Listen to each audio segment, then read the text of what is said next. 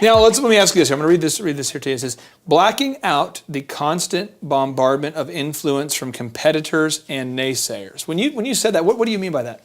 So, we are constantly looking at our competitors. That's definitely something that you need to be doing constantly. You need to be keeping a watchful eye on who they're hiring, what they're doing, everything they're doing on a weekly basis, if not a daily basis, and really keeping track of who they're hiring, what they're doing, and what's working for them and what's not working for them, and then because I'm online and I'm get to see like forward-thinking design all day long, every day. So, and we all get to see it. So we're not like before without the internet, we were influenced by like our local communities, and we still get that influence, but all of a sudden it starts becoming vanilla, right? As in, what is she talking about? Vanilla ice cream.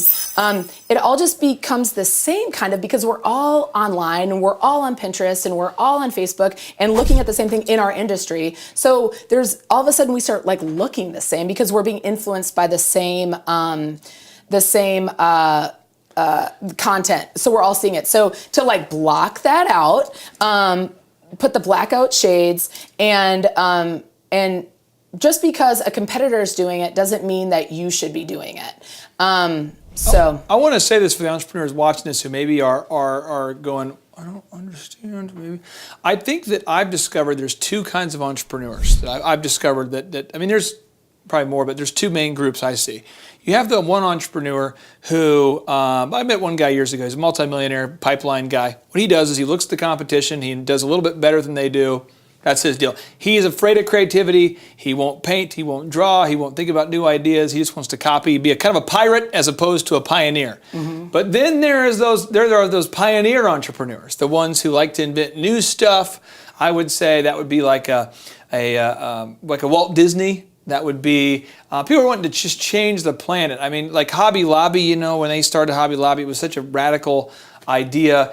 With Handmade Charlotte, what you're doing is such a radical idea. And I think one of the things that you're able to do is you're uniquely able to do both. In some areas, you're able to benchmark against the best in your industry. But other times, when you go on your site, there is so much original stuff, 24/7 original stuff. There's stuff you can find on your site you cannot find anywhere else. And I'm not just saying that because I'm here with you. I mean, it is exciting. There's so much great stuff that you can't see anywhere else. Right. But you're okay with looking within. Right. And I just think and that's... failing, obviously, like any entrepreneur. Like, it's okay to fail. And some of my favorite projects are...